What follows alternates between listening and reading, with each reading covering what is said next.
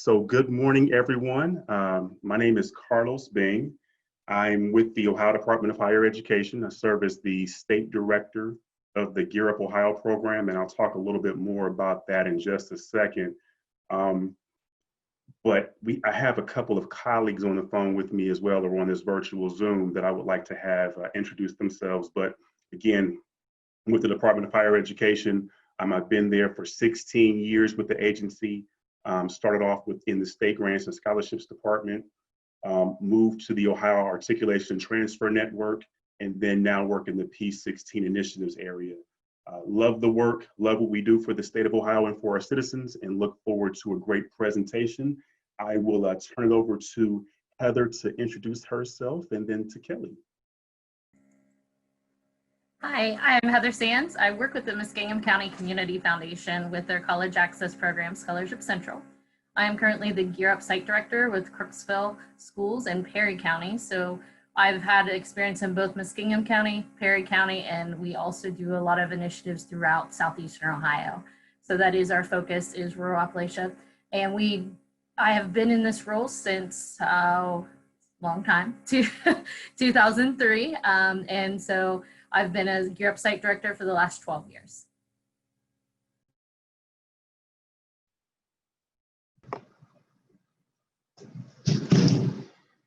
Hey everybody, Kelly Garrett here, and I have the privilege of serving as the Site Director for Gear Up at Marion City Schools, which is in Marion, Ohio. We are due north of Columbus by about 50 miles, and we've got about 4,000 students in our school district, a little more, and typically in our senior class, we've got about 300 seniors that we see graduating right now each year.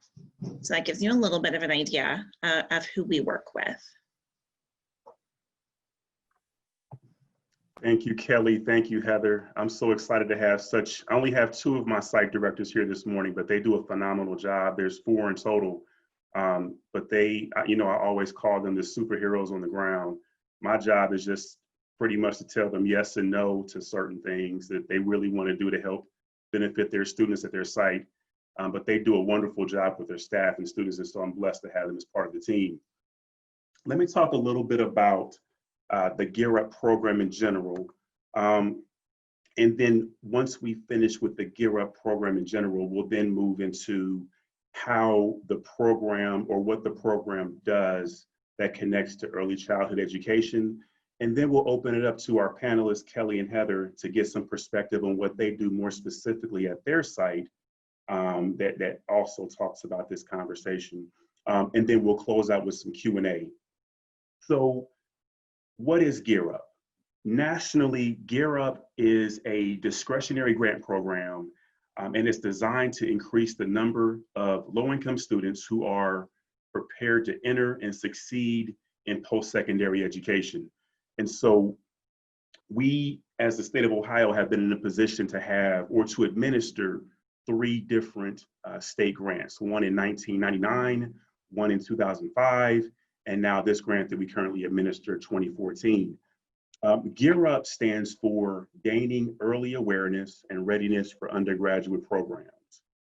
And again, it started back in 1999, and the sole focus was really to get students that were in particular middle schools and high schools excited about not only graduating from high school, but then going on to enroll in some sort of higher education program, and then also to graduate. So in general, nationally, Gear Up serves, they either provide a 6-year grant or a 7-year grant to grantees to then serve the students for that length of time. And so we start as early as 7th grade and move through to serve those students until they get to high school graduation, and then provide some services at the college level. And in some programs, some of the funding is used for scholarship dollars. Now, specifically in Ohio, again, we were granted this particular award in 2014. And we decided that our model would be focused on embedding a college-going culture in targeted schools in communities to increase the number of students prepared to enter and succeed in post-secondary education. And so in this particular iteration of Gear Up, we are in 4 different sites. You met Heather and Kelly, who represent Crooksville and represent Marion, our 2 sites. We also have 2 other sites, one in Norwood, which is just inside of Cincinnati, and then also a site in Parma, which is inside of Cleveland. So when you look at our 4 sites, we really represent a diversity of the state, including a couple of urban sites in Parma and Norwood, a somewhat semi-urban rural area in Marion. I don't know if that's a correct classification, Kelly, but that's kind of how I term Marion. And then Crooksville, which is more Appalachian. And so they're located just east of Zanesville, not too far from Columbus. And so we have a wide variety of students that participate in the program. We service 6,000 students from grades 7 through 12. And then we also provide students with scholarships if they're eligible when they go on to a post-secondary program after graduating from high school. So the unfortunate part about our current grant is we literally just entered our last year of this grant. And so we're going to run this grant for another year, but the state of Ohio has every intention of applying for another grant this spring of 21, in hopes of getting our 4th state grant. And so that may be an opportunity for you all as you begin thinking about places that you work, your districts that you work with. They may be interested in being a part of this next grant. And if there are questions about that, we can certainly entertain those as we get further into the presentation.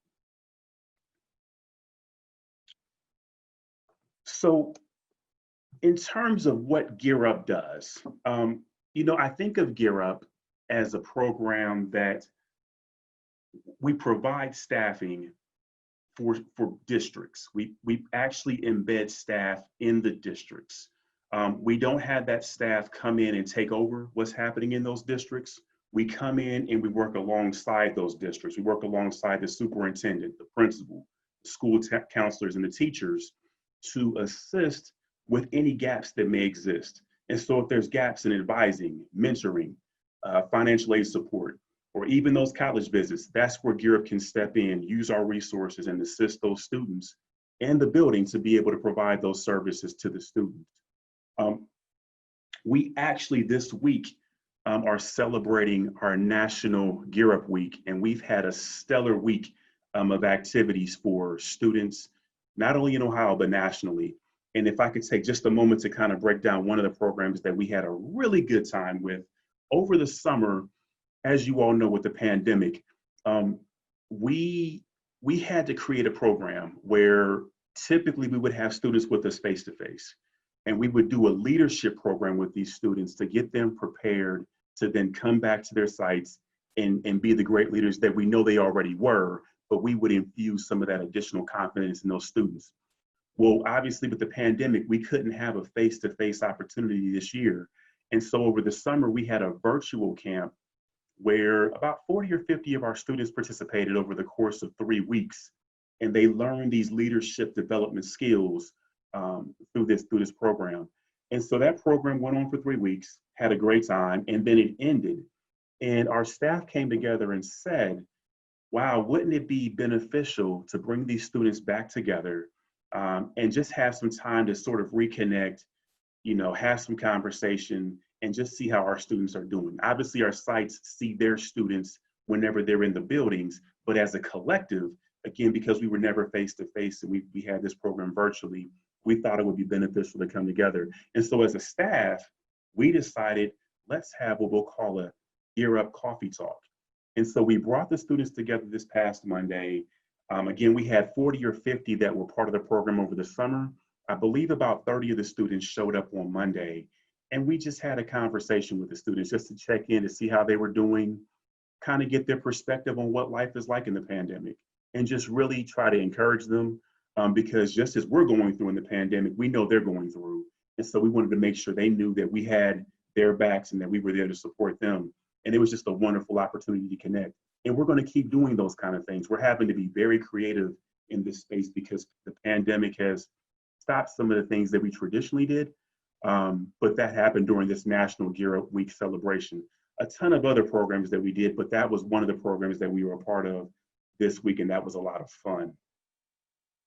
So I want to get kind of to the meat of why we're here in terms of Gear Up and how our programming sort of connects to the early childhood education. And again, as I mentioned before, we do have two of the site directors from our program here with me this morning, but I did want to take some time to sort of talk through what's happening at our other two sites and some of the feedback they provided in terms of what Gear Up is doing there and how that work is connected to early childhood education. And so essentially I asked them, how does Gear Up programming assist with increasing the number of students who are interested in early childhood education at your site? And in Parma, what they shared happens in Parma. So if you can imagine, Parma is situated in a suburb of Cleveland. The district has six buildings that we serve, 3 middle schools and 3 high schools. So in Parma, the students and the staff work very closely with the career technical education component of the work. Students are connected, or they connect interested students to post-secondary resources, and they encourage underclassmen to take advantage of the district program that they have available that promotes early childhood education. Now, here's where things get interesting. When you think about Parma, there's probably about, I'm going to make an estimate, there's probably about 5,000 students, 4,000 or 5,000 students that we serve just in Parma between grade 7 through 12. And what the site director shared with me in terms of the number of those students, so that's 6,000, but that's 7 through 12, of that high school portion, only about 20 students express interest in early childhood education. And so when you think about the percentages there, you know, from what they've seen, why are those numbers so low? We don't know, but for whatever reason, there's a very low number of students who are excited about or thinking about early childhood education. And so one of the things that Gear Up Parma put together was a program called Career Cafes, where they bring in individuals who have experience in early childhood education, and they'll have those individuals talk to the students about what some of the benefits are in joining into this major or becoming more interested in this major. And so the hope with doing that is that the numbers will increase. What they've also seen in Parma is that students that do get engaged with the career technical end of the early childhood education, students that participate are in the course for 4 periods of the day. So they're very engaged throughout the day. And the students participate in a high level of job shadowing and observing. And so they're able to see exactly what's happening if they decide to move forward in that career path. In Gear Up Norwood, some of the findings were similar. They have a few students who have shown interest in early childhood education. The students are introduced to the career school. And so Norwood is close to one of the career schools called Scarlet Oaks, part of the Great Oaks career campuses, if you're familiar with that. And so our site director shared that she toured the facility with the students and found that students do receive hands-on training and learning because they're actually situated on a campus where they have a daycare, and so they're able to receive placements in the community based on this involvement.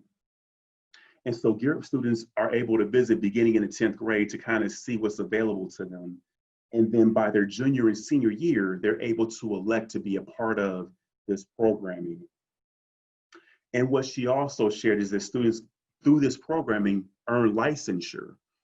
But what happens once these students, at least based on my site director's experience, what she's seen is that once they earn licensure, they typically go forward with the licensure and don't move beyond that licensure. And so they continue working in that space. They graduate obviously from Norwood, and then they continue working in that space.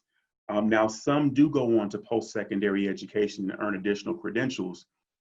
But what my site director was able to find by talking to some alumni that went this career path is that when things got a bit tough, they had something to fall back on because they had this licensure in hand, which is helpful. But they found that the salaries behind early childhood and working with the daycare weren't as advantageous. And so some of the encouragement that Gear Up then provides to those individuals is looking at ways for them to possibly re-enroll into post-secondary education so they can earn some of those additional credentials that would allow them to move forward into other positions within the early childhood arena. So that's kind of a high-level summary of what two of our sites provided from their perspective. What I wanted to do is, since I have Ms. Garrett and Ms. Sands here, I wanted to be able to pick their brains on a few questions that I have. I also want to allow you all that if you have questions about what's happening on their sites, you have questions, we can also entertain those as well. But I'll begin the question and answering, and Heather and Kelly, jump in as you feel free and share your perspective. But if you could talk a little bit about what activities are occurring at your site that currently promote early childhood education. Carlos, I can go ahead and kind of kick that answer off. So we, I think, provide a myriad of experiences for our students. And I once heard a speaker use a term that I now heavily borrow. I think I liken it to the electric company, AEP. So we start out, really even before 7th grade in our district. Our goal is that we're creating awareness of different occupations and different professions for our students. They can't pursue them if they don't know that they exist. And then by the time that they really meet us in 7th grade at the middle school, we pick up on that E. So now we're moving towards exploration. And Carlos, you've actually been at I think, every one of the career exploration day events that we have done at the middle school. So even before that event, what we do is, in addition to the awareness of careers, going back to that letter A, students need to be aware of their own strengths and interests and how those might align to some different careers. So starting in 7th grade, every single one of our students takes a career inventory assessment. And then each subsequent grade level, with the exception of their senior year, our students take a different and new inventory of one sort or another. So it's not the same inventory that they take in 7th grade. Our students tend to kind of snooze out if they think that we're hitting a repeat on them. So each grade level, our students are going through different types of assessments and inventories to understand themselves better and to understand how their unique characteristics might be some good indicators of future careers that they might want to consider. So that's that awareness. And then we start to create that exploration piece. And we give the students a lot of voice and choice in that exploration. So for example, that day that I talked about at the middle school, after the students do their respective assessments in 7th and 8th grade, they then identify their top 3 areas of interest. And then the day of this event, the students rotate between 3 different groups of professionals. So Carlos has actually represented education for us before. He's also in other years represented governmental administration. So, kind of wearing a couple different hats, but I liken it to a show and tell, if you will. We ask the professionals to bring in maybe even actual items that they use on the job. We ask them to walk our students through a day in the life of. So that exploration opportunity is one of those options students have.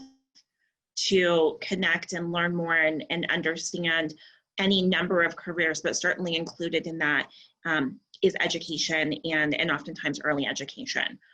Moving over then to the high school, we actually do an out of building experience for our 10th grade students traditionally. I don't know that that's going to happen quite the same way this year because of COVID, but typically what we do is we actually partner with some folks around the community, again, different folks than what we traditionally see at the middle school. That's intentional.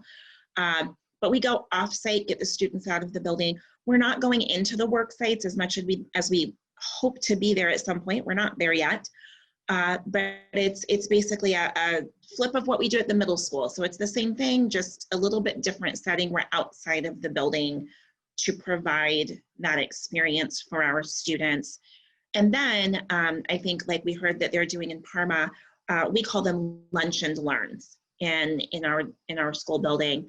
But again, knowing that we have students interested in specific career areas, we recruit and identify professionals from around the community to do a lunch and learn event with the students. They sit down, they have lunch, and we don't want talking heads at the front of the room. We actually want them seated at the table, eating the same lunch as our students and engaging in that conversation. And our students are usually a little more developmentally capable of entertaining those conversations. We typically limit that earlier in the year towards our juniors and above, and then towards the last half of the school year, our sophomores can partake in those events. And the idea is just to foster that communication between the professionals and the students so that our students can understand the track to get to that, the educational track to ultimately get into that career, understanding that it's not going to be the same way for each student or every career. So that's where I will start with our exploration piece. Oh, I forgot to mention the P though, Carlos. I'm going to finish off. AEP, by the time they're in high school, planning and preparing for those careers.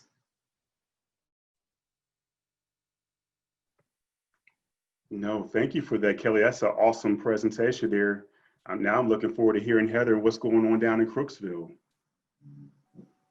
I am going to mirror a lot of what Kelly has shared because we do use the similar assessments. And I know that as a third generation educator, when you use the word assessments around the dinner table with family, the elementary school principal in our world and my preschool friends, they all kind of get a little worried and they get a little scared about when you talk about assessments. But they're not assessments like you're thinking. A lot of times with the assessments, they are career assessments, and they're career assessments that students are engaged with, career assessments that students are interested in completing. So you have to keep it, of course, positive for them. And it's been very helpful being able to do that from each grade level. With the assessments we lead into there, a lot of times we have teacher assistants when you get into the high school. And we've been able to funnel a lot of those kids that maybe in 8th and 9th grade that ended up having interest in education. And we've been able to funnel them as teacher assistants into the lower grades and we have a lot of time where they can go into the elementary and start volunteering. And so they take, instead of a study hall, they go into that kindergarten, 1st grade, 2nd grade, and they are a teacher assisted that would go in and volunteer. With COVID, it's kind of changed a little bit of that because you were able to send 2 or 3 into one very solid classroom where they would be able to engage with students and learn about the ins and outs of what the teachers are doing, not just the fun things that teachers get to do, but also the ins and outs of paperwork and helping set up the classroom, cleaning up after events and activities. So the TA program is very strong and helpful in helping the students guide whether or not they're interested in elementary ed or what type of level of education they like to go into when it comes to education.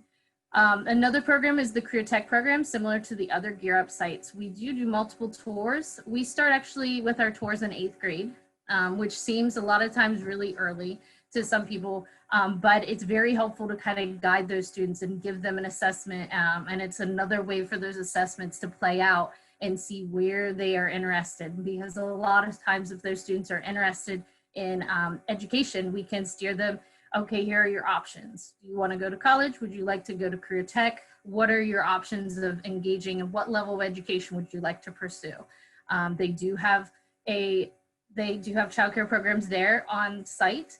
And so they have childcare programs there on site with the tech programs. And so those students can actually go back and tour again as a 10th grader when they go back to apply. So they are exposed multiple times from 8th grade to 10th grade as they make that decision. And we have had seniors that have said, I wish I would have went there and then I could have had that exposure. So that's where we try to funnel them in and do the career fair and try to funnel them in to have a little bit more hands-on experience with teachers. Outstanding, Heather and Kelly. Yeah, as I'm listening to you, I'm thinking about those multiple exposure points, starting in the middle school, starting young and getting them exposed early. And not to make decisions when they're young, but to just to be exposed so they can see options early. We know that many times students don't get those opportunities until maybe high school, maybe not until the junior year. And by then, they may be fixated on one option. By starting early, they can look at different options and make some choices early, and then make some better decisions that fit more closely with their assessment results. And to Heather's point, we often think of assessments in a negative way, but luckily in the world of Gear Up, we have an advantage where, because we have funding, we can sort of entice students.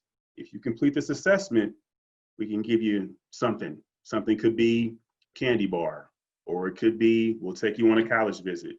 That incentivizes them to get this work done, but it also gives us information so that we can help them make better decisions as they move forward. So it's all connected, and obviously we're blessed to have the funding to be able to do some of these things. But some of these things can also happen with no cost. And Kelly, I will say, I'm hopeful that you all still have that middle school program, because I look forward to it. And if it's virtual, just know I'm available to do it virtually. Same in Crooksville. If we can do it electronically, virtually, I am there, because I enjoy stuff like that. So just let me know. But I'm going to go back to my questions, because I can ask them a bunch of questions that are more on my side versus what you all came to hear about today. So let me get back to my questions here. And so Heather, I'll ask you first. What are you hearing from students as it relates to childhood education? In other words, how are they excited about the field? What are you hearing from students as it relates to early childhood education?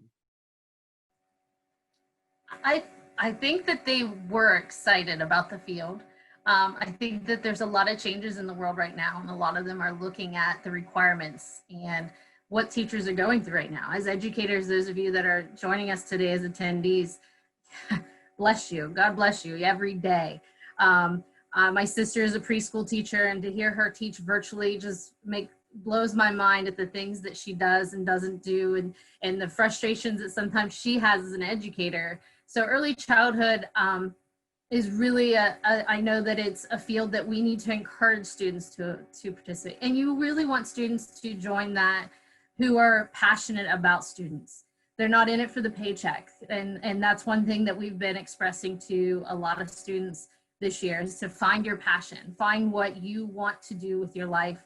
I think 10 years ago, students looked at the education field as it was a paycheck, and they wanted to make a difference and they wanted to go into that field, but they didn't have as many requirements as there are now. I mean, students have to do as just to even go into education. I think that a lot of students struggle academically to meet the entrance requirements. And I think it's important that we're finding that the students that end up being the most passionate educators are the ones that may have struggled in high school. I have a student right now that entered the military, graduated a year early, so he could have housing in the military because he was homeless. And he is back going into education now. And it was because of his experience. When you ask a teacher, his elementary teachers say, yes, he should have been a teacher. His high school teachers say, all he did was get in trouble. So, I mean, I think that you see that as life progresses, that those kids really, and those students really can make a difference. And so you have to pinpoint those students and help them overcome those struggles that they may experience.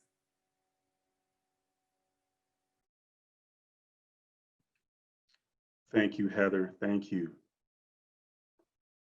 Kelly, what's your perspective? I think we definitely see that we have students interested in education. I pulled up a quick data point actually, Carlos, when I think you were reviewing some numbers maybe from one of our other school districts earlier. Thinking back to those eighth graders, for example, in a class of about 300, we know that at least 75 of them have indicated to some form or some degree that they're interested in learning more about the world of education, which I think is really encouraging. Now that's pretty broadly encompassing. It doesn't necessarily indicate early childhood education, but is absolutely on the screen for them. And it's something that at that point, when we know what those students have identified that they are interested in, my staff, my advisors, as they continue to work with these students in group settings, especially on one-on-one settings, they're going to continue those conversations and start to maybe dig a little more deeply and help the students ask some of those questions about, okay, so now education's a really big topic. It's a really big field. Let's try to maybe whittle that down a little bit as you get a little older and start to really have the conversations about what part of education are you interested in? So, 75 out of 300 kids is definitely, a pretty healthy number. Now they've got other interests as well.